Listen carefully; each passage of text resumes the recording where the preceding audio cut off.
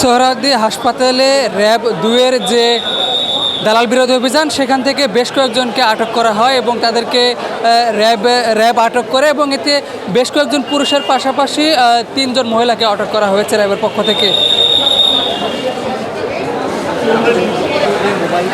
এতে র্যাব গোপন অভিযান চালায় এবং হাসপাতালে যারা অবৈধ কার্যকলাপের সাথে লিপ্ত, বিশেষ করে দূর থেকে আসা রোগীদেরকে নানাভাবে হয়রানি করে, তাদেরকেই আজকে আটক করা হয়েছে র্যাবের পক্ষ থেকে।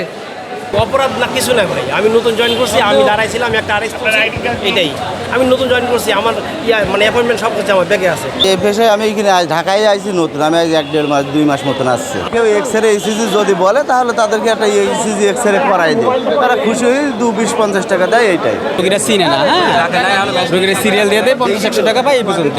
কোনে খাইছি কথা কর পর মানে খাইছি, আমি তো দালালের তো দৌড়াদৌড়ি করতাম, আমি তো পলান ধরতাম। আমাদের তো ডাক্তার আছে ভিতরে, আমরা এই এক্সরেগুলো নিয়ে যাই, স্যার দেখে যদি ভালো হয় রিপোর্ট তাহলে বাইর করে দেয়, তা আমরা দিয়ে দিই। না, অতিরিক্ত টাকা নিচ্ছি না। তো হয়তো ভাই আর আমার ধরছে, কিন্তু আমার বিশ্বাস যেহেতু আমি লিগেল, আমার কোনো প্রবলেম হবে না। আর ওনাদের দায়িত্ব যেটা ছিল ওনারা দায়িত্ব পালন করছে, এটাই আমার বলা। আমি তো বললাম ওনাদের দায়িত্বের ক্ষেত্রে হয়তো বা আমাকে হয়তো বা কোনো সন্দেহমূলক আমি একজন ড্রাইভার, এই যে আমার কাছে চাবি আছে, ওনারা হয়তো বা আমি অ্যাম্বুলেন্স গাড়ির ড্রাইভার। আমি student plus part time job করি।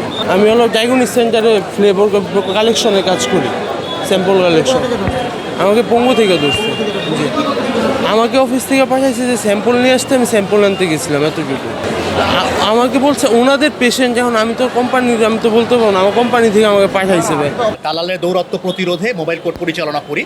সেই মোবাইল কোর্ট পরিচালনাকারে এখন পর্যন্ত 20 জনকে আটক করা হয়, বিভিন্ন অভিযোগে আটক করা হয়, যে রোগীদেরকে মিথ্যা বিজ্ঞাপন দ্বারা প্রতারণা করার মাধ্যমে এই পার্শ্ববর্তী বিভিন্ন প্রাইভেট হাসপাতালে নিয়ে যাওয়া, এছাড়া হচ্ছে রোগীদের এক্সরে বা অন্যান্য টেস্টের নামে তাদের কাছ থেকে অতিরিক্ত অর্থ আদায় করে দেওয়া, তাদেরকে সিরিয়াল আগিয়ে দেওয়া সহ বিভিন্ন অপরাধে তাদেরকে ধৃত করা হয়। তাদের প্রতি যে আইনানুগ পদক্ষেপগুলো নেওয়া সেটা আসলে চলমান একটি প্রক্রিয়া, তাদেরকে শুনানি গ্রহণ প্রক্রিয়া চলছে। এটা সমাপ্ত হলে আপনাদেরকে আমরা ফাইনাল একটি হয়তো সংখ্যা বলতে পারবো যে কতজনকে কি মেয়াদের কারাদণ্ড এবং অর্থদণ্ডের আওতায় আনা হয়েছে। রোগীদের সাথে প্রতারণার মাধ্যমে চিকিৎসা সেবা গ্রহণে প্রতিবন্ধকতা তৈরি করে, তাদের রোগীদের হয়রানির মাধ্যমে তাদের চিকিৎসা গ্রহণে সাপোর্ট না করে তাদেরকে অন্য হসপিটালে, অন্য ক্লিনিকে ফুসলিয়ে নিয়ে যায়।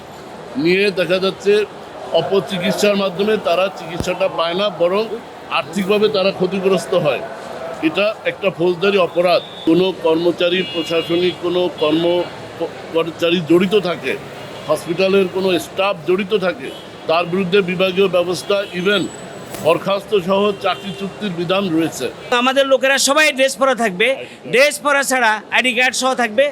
যদি না থাকে আমরা এটা অবশ্যই মনিটর করতেছি এবং এটা যারা এই সমস্ত প্রক্রিয়ার সাথে জড়িত হবে, অ্যাম্বুলেন্স দালালি, আইসিইউ দালালি এবং ল্যাবের টেস্টের দালালি যারা সাথে জড়িত থাকবে, এদের বিরুদ্ধে আমরা সময়ে সময়ে এই আইনশৃঙ্খলা বাহিনীর সহযোগিতায় এবং সহায়তায় আমরা অভিযান পরিচালনা করব এবং এটা নির্মূল করব ইনশাল্লাহ।